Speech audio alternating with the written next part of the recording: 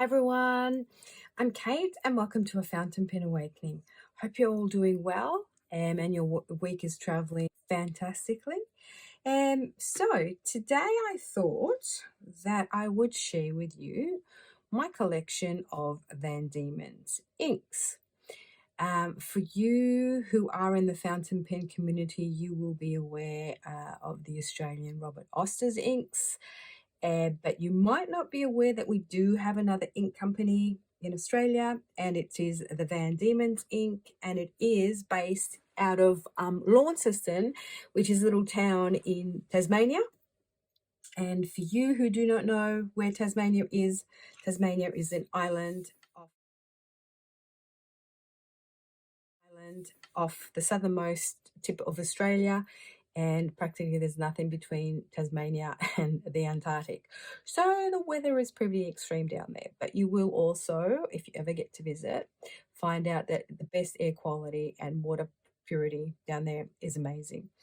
Apparently about 42% of the land area is actually protected in some form of reserve or other. And when I went down there and I visited, I just, like, the first few days I just couldn't pinpoint what was going on. Like, I just couldn't put my finger on it. And then I realized it was the air quality, because there's no massive like industry or anything like that. There's no air pollution in Tasmania, so the air is just so pure and beautiful, and the colors are amazing. You know, when the sun's shining, the sky, wow. So Van Diemen's Inc. is a family-run business. Apparently, it's a husband and wife duo.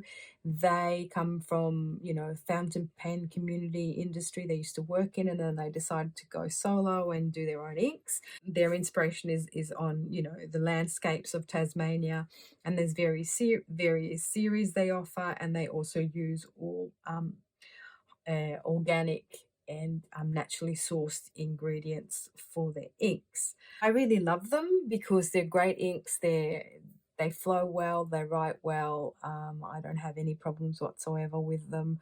They're quite cheap because a 30 ml bottle is like 15 Australian dollars, and they're quite fun. Like, for instance, you know, like, I don't know if you've ever heard of the blue ringed octopus, but the blue ringed octopus is obviously deadly because we have all deadly animals here, and they've done an ink. It's so fun.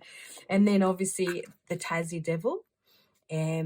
Yeah, Tassie Devil is one of them critters that makes these really weird noiises, and that's why Devil, because when the first pioneers and the settlers went to Tasmania, they heard all these really super weird noises, and they go, "What the hell is that?"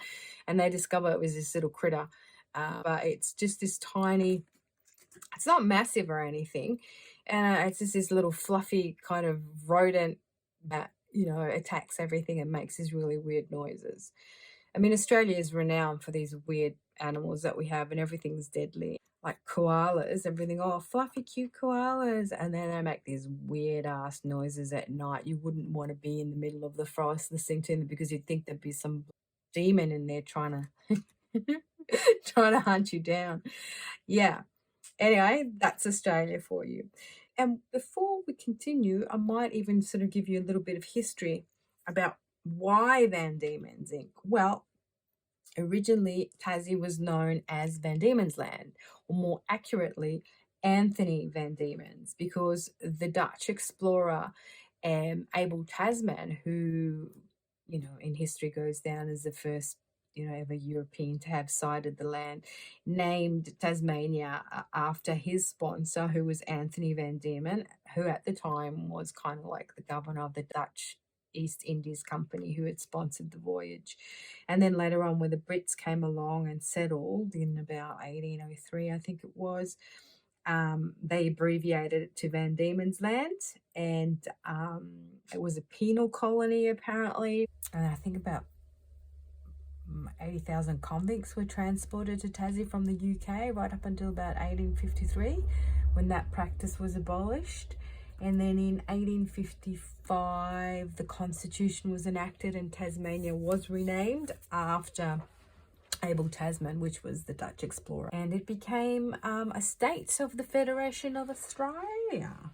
There you go. There's a little bit of history about our Van Diemen's Land down there.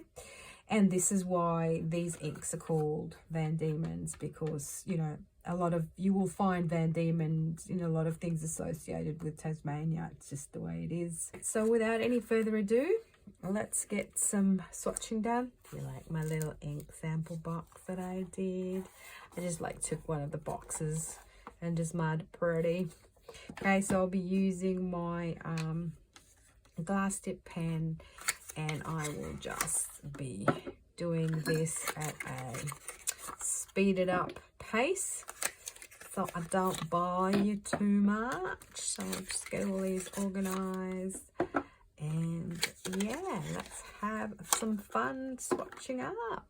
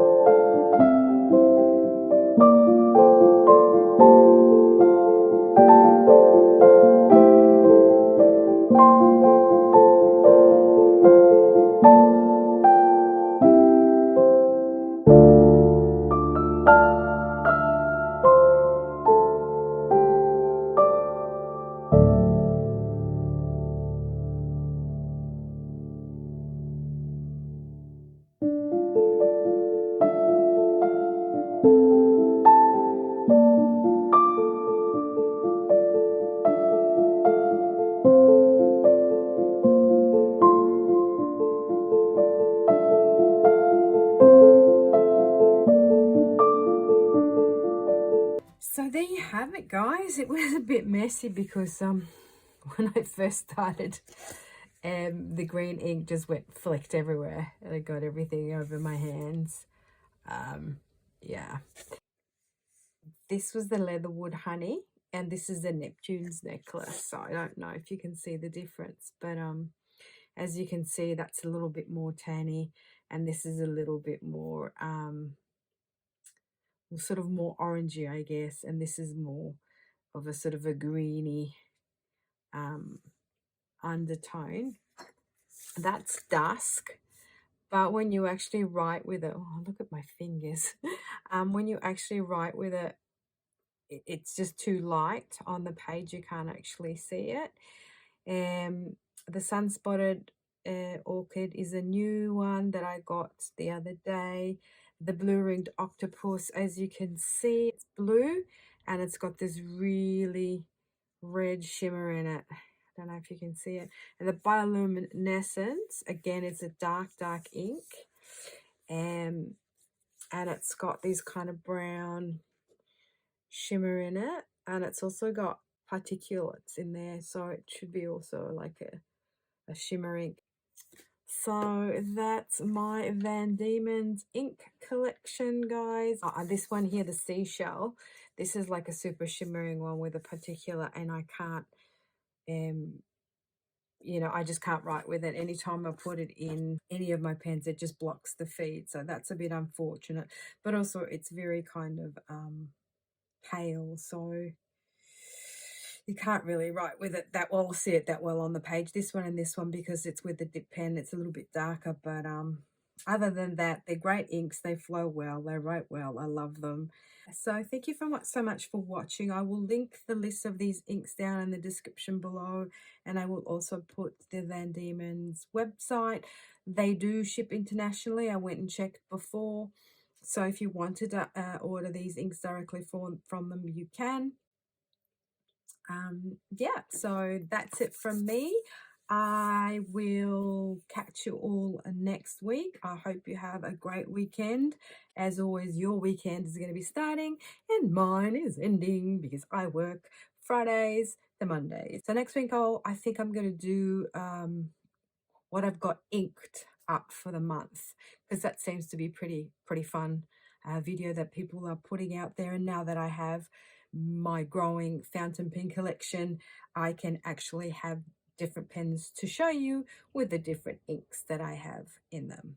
So see you all next week, guys. Thank you so much for watching.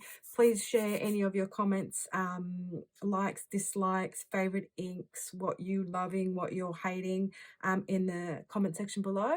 And give us a thumbs up. And thank you so much. Ciao, belly.